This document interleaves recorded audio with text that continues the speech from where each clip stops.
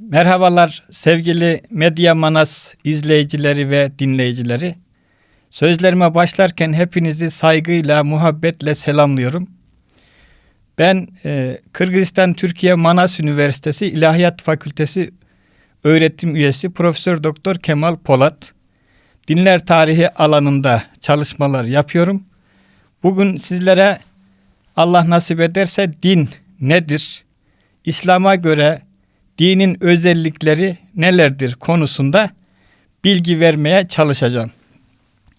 Sevgili izleyiciler, din kelimesinin bir kelime bir de terim anlamı vardır.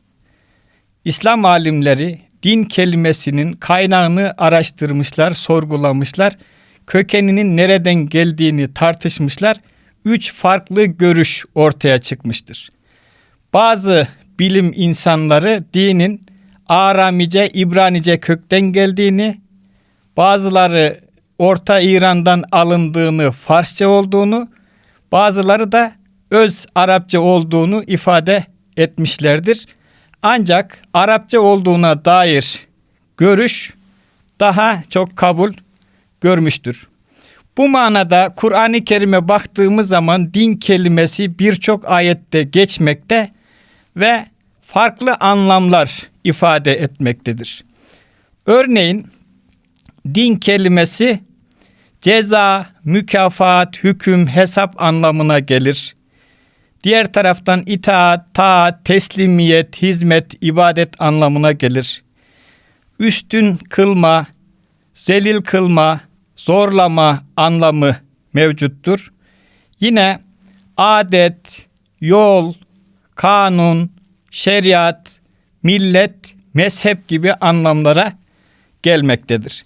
Kelime anlamı itibariyle baktığımız zaman Kur'an-ı Kerim'de din kelimesinin kullanılışı 2 yönü bulunmaktadır.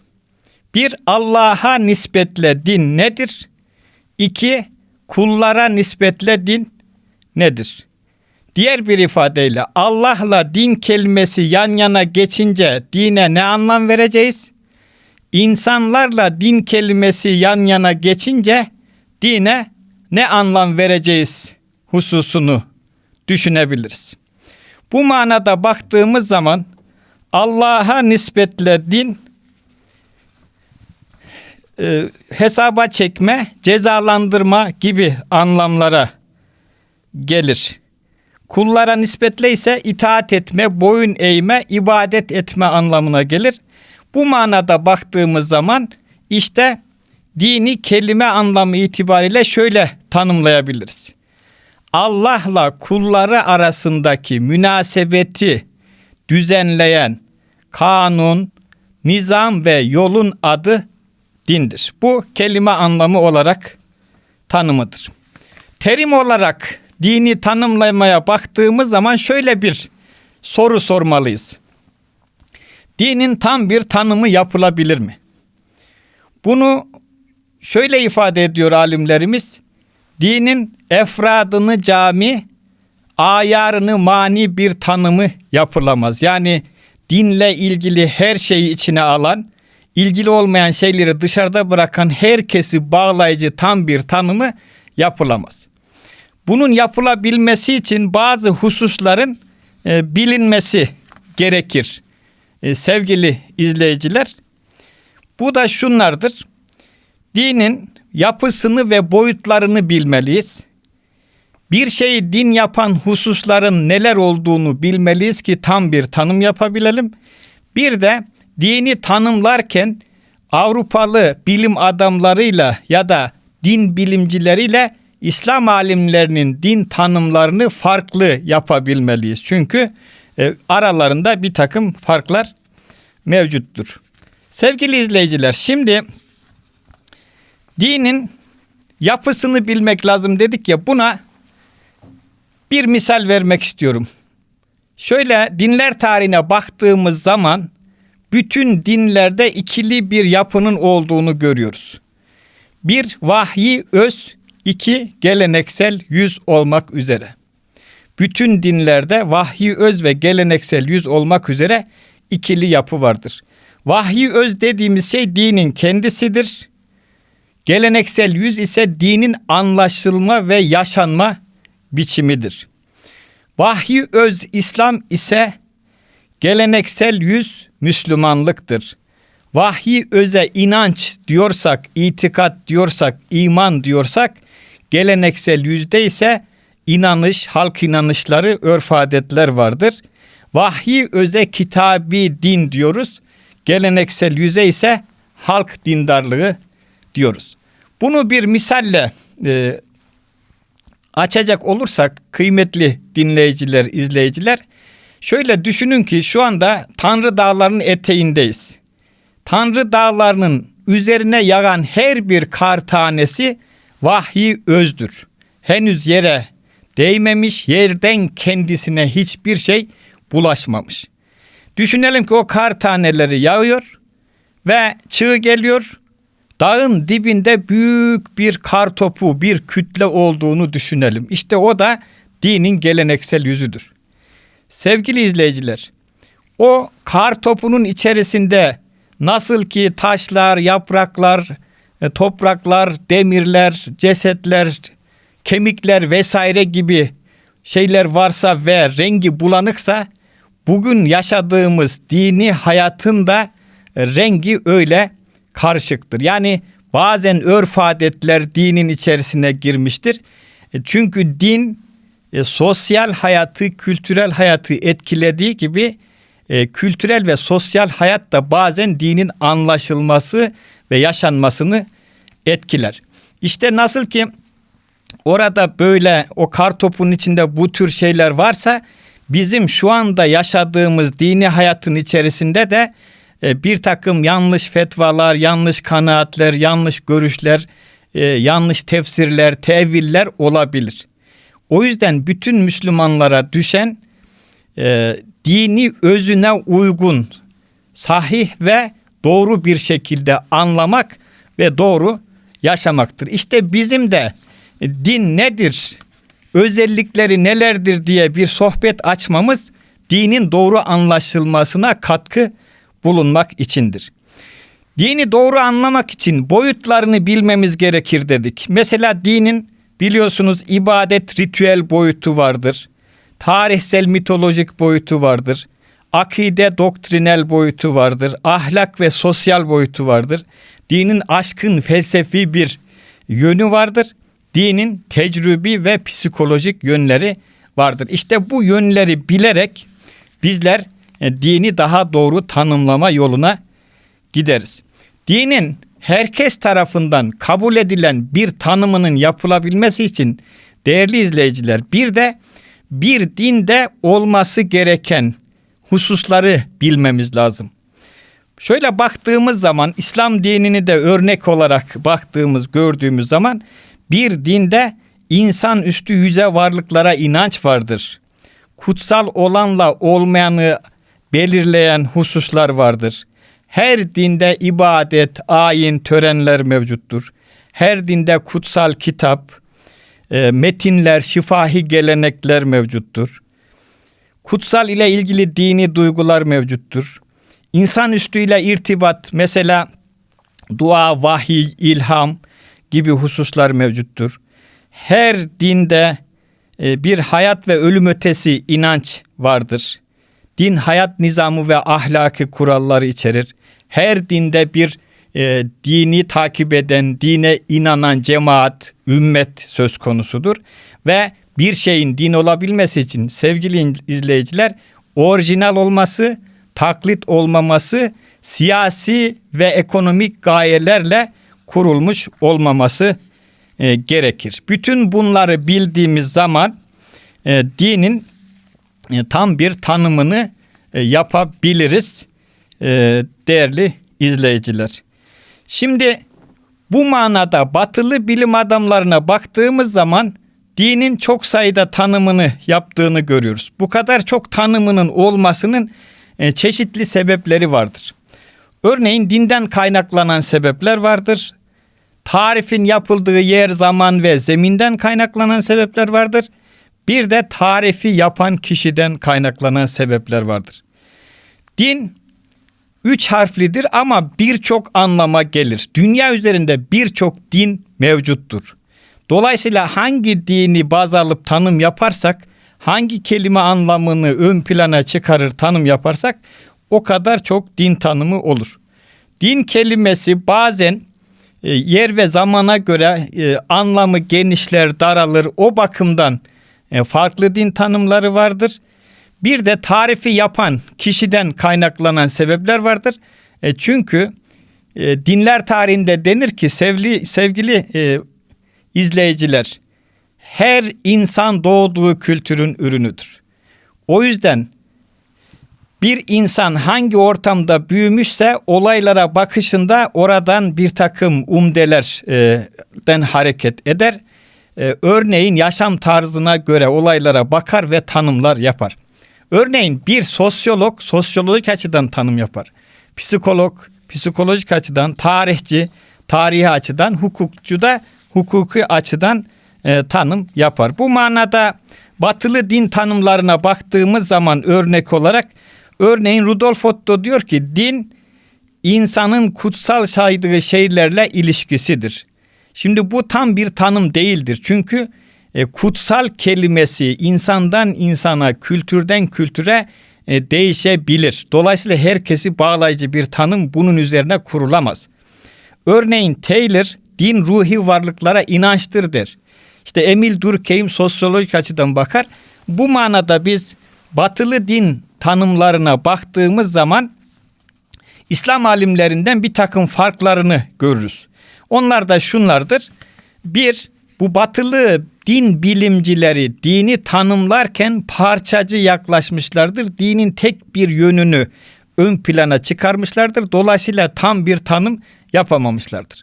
Bir de İslam alimlerinin tanım yaparken özellikle vurguladıkları vahiy konusunu batılı din bilimcileri din tanımı yaparken kullanmamışlardır. Dolayısıyla batılı bilim adamlarına göre dini şöyle tanımlamaktadırlar genel bir baktığımız zaman. Din bir cemaatin sahip olduğu kutsal kitap, peygamber veya kurucu, Tanrı kavramını da genellikle içinde bulunduran bir inanç sistemi ve bu inanç sistemine bağlı olarak yaptığı ibadet yerine getirmeye çalıştığı ahlaki kurallar bütünü olarak tanımlanıyor batılı din bilimcilerine göre din sevgili izleyiciler. Şimdi İslam alimlerine geldiğimiz zaman İslam alimlerinin de dini birçok kez tanımladıklarını, farklı din tanımı yaptıklarını görüyoruz. Örneğin işte Gazali diyor ki din Allah ile kul arasındaki muameledir. Öbür taraftan Tahanevi'nin çok güzel bir tanımı var. Din halde salaha, ahirette felaha sevk eden ilahi kanunlar bütünüdür diyor. Bakınız halde salaha demek dünyada huzura ve mutluluğa, ahirette felah da ebedi saadete, cennete çağıran ilahi kanunlar bütünüdür. Dolayısıyla baktığımız zaman İslami din tanımlarına göre baktığımız zaman burada bir takım özelliklerin olduğunu görüyoruz ki bunu şimdi birazdan açacağız. Batılı bilim adamları da dini anlamak için uğraşmış bir takım tanımlar yapmışlardır. Bu ikisi arasında ortak yöndür. Farklı yön ise dediğimiz gibi Batılılar parçacı yaklaşmış, vahyi tanımda kullanılmamışlardır. İslam alimleri ise vahyi temel almışlardır değerli izleyiciler. Şimdi İslam alimlerinin yaptığı genel din tanımına baktığımız zaman burası bizim için çok önemli. Bir dinde bulunması gereken temel prensipler nelerdir? Bunu bilirsek dini daha iyi, daha doğru anlama imkanımız olur. Bu manada baktığımızda şu hususları görüyoruz. Temel prensipler şunlardır. 1. Dinin ilahi kanun olması lazım. 2. Ebedi saadeti temin etmesi lazım. 3. Dinin vahye dayanması lazım. 4. Dinin akla hitap etmesi lazım. 5. İnsanlara din hürriyeti tanıması, sağlaması lazım. Kıymetli izleyiciler, Medya Manas takipçileri. Şimdi bu konuları biraz açacak olursak, dinin ilahi bir kanun olması gerekir. Din Allah'a dayanır. Dini ancak Allah vaaz eder, Allah din gönderir. Peygamberler bile sadece tebliğ etmekle görevlidirler. Bazen Hazreti Peygamber'in İslam dininin kurucusu olduğu söyleniyor ki bu yanlış bir kullanımdır. Çünkü ilahi dinlerde din kurucusu yoktur. Peygamber vardır. Peygamberler de Allah'tan aldıkları vahiyleri insanlara getirmekle, tebliğ etmekle sadece mükelleftirler. Diğer bir özellik, ebedi saadeti temin etmesi gerekir dedik. Bütün dinlerde gaye insana huzurlu ve mutlu bir hayat sürmektir. Dolayısıyla dinlerin temel gayesi insanı mutlak hayra, kurtuluşa erdirmesidir. Hatta şöyle tarif edilir: dinler Tanrı'nın kurtuluş reçeteleridir. Biz İslam dininin en doğru, en mükemmel, kurtuluşa erdiren gerçek ilahi kanun olduğunu düşündüğümüz için İslam dinini seçmişizdir. Din insan içindir, insan din için değildir. Dolayısıyla dinlerin gayesi insanı ebedi saadete erdirmesidir. Dinin vahye dayanması gerekir. Eğer vahiy olmazsa Allah'la kulları arasında irtibat olmaz. Dolayısıyla din gerçek fonksiyonunu icra edemez. Bu manada baktığımız zaman ilahi dinlerde peygamberlik müessesesi zorunludur. Allah'ı kabul edip peygamberi kabul etmeyen İslam'a göre, ilahi dinlere göre doğru bir imana sahip olmaz. Dinin akla hitap etmesi gerekir dedik. Dinin gerçek muhatabı akıl sahibi insanlardır. Bizim kültürümüzde, Türk kültüründe çok güzel ifadeler vardır. Aklı selim, kalbi selim diye. Bakınız bir mısrada diyor ki, dinle atalar sözün, kalbi selim ol. Gönülden gönüle yol var demişler. 1000 düşün, 100 dinle, bir tek söz söyle, sözünden bilinir insan demişler diyor. Dolayısıyla dinde aklı selim ve kalbi selim çok önemli. Diğer bir özellik de insana din hürriyeti tanıması gerekir demiştik ki, bildiğiniz gibi dinde zorlama yoktur. İnsanlar dini seçmekte, kabul etmekte hür iradeye sahiptir. O yüzden de imtihanın anlamı vardır. Sevgili dinleyiciler, değerli izleyiciler, birkaç hususta da tersten bakarak din ne değildir konusuna değinip sohbetimizi bitirelim. Bir kere din bazı kimselerin ileri sürdüğü gibi çeşitli dış etkilerle insana sonradan aşılanmış bir fikir değildir. O insanla ikiz doğan yüce bir duygunun eseridir. Din bir irade işidir, teslimiyet işidir. Beşeri iradenin ilahi iradede erimesi hadisesidir. Din şekilden ibaret değildir. Din ruhtur. Din şekil değildir. Manevi ve ruhani olanı maddi olana tercihtir. Dolayısıyla dindarlık kendisini takkenin renginden, tesbihin cinsinden, sakalın boyundan önce ruhun derinliklerinde kendisini gösterir. Bu manada baktığımız zaman tevhid sadece Allah'ın birliğine ve varlığına inanmak değil, kendi içimizdeki tezat ve tenakuzlardan kurtularak bir ruhi istikrara ve ahenge kavuşmasıdır. Din iç dış bütünlüğüdür. Ozan Yusuf Polatoğlu diyor ki, Polatoğlu gelme göze, gözler toktur kuru söze. Geçmezsen kabuktan öze, aslını andıramazsın. İşte din iç dış bütünlüğüdür. Din taklit değildir. Şuurlu tabiiyet bilinçli bir yaşamdır. Belki ibadetler küçükken, çocukken taklitle başlar ama bizde dinde önemli olan taklitten tahkike geçmek, taklidi imandan tahkiki imana erişmektir sevgili dinleyiciler. Din akla aykırı değildir, ilme karşı da değildir.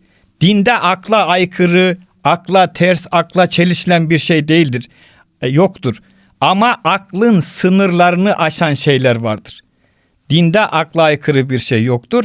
Aklın sınırlarını aşan şeyler vardır ki orası da zaten gayiptir. Gayba iman da müminin en önemli özelliğidir. Din mantık sistemi değildir. Dolayısıyla her şeyi, dindeki her şeyi akıl ile izah etmeye kalkmak abesle iştigal olur. Ziya Paşa'nın biliyorsunuz İsra Miraç hadisesini anlatırken ne diyor? İdraki meali bu kısa akla gerekmez. Zira bu terazi bu kadar sikleti çekmez.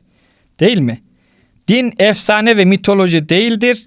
Bunları karıştırmak hayal ile gerçeği karıştırmaya benzer. Din her türlü kurumsallaşmanın üzerindedir. İman her türlü şekilciliği aşan ruhsal bir harekettir. Din bir meslek değildir. İrade hadisesidir. Din kendi başına yeterli değildir. Din sadece inanç sisteminden ibaret değildir. Dinin sosyal, psikolojik, ahlaki boyutları vardır. Din statik değildir. Dinamik ve hareketli bir olgudur. Din aşkınlık, aşırılık değildir. Sevgili izleyiciler, bütün dinler orta yolu, ana caddeyi, itidalı tavsiye eder. Dolayısıyla ilahi dinlerde ifrat ve tefrit yani uçlar yasaklanmıştır. Din bilgi kaynağı değil, kuvvet kaynağıdır. Din insan için değil, din insan içindir, insan din için değildir. Din ilan ettiğimiz mensubiyet değil, sürdürdüğümüz hayattır. O yüzden alimin birisi din hayatın hayatı hem nuru hem izahı ihyayı din ile olur. Bu milletin ihyası diyerek dinin insan hayatındaki önemini vurgulamıştır. Burada sohbetimi bitiriyor. Hepinize sağlıklı, huzurlu günler diliyorum. Allah'a emanet olun.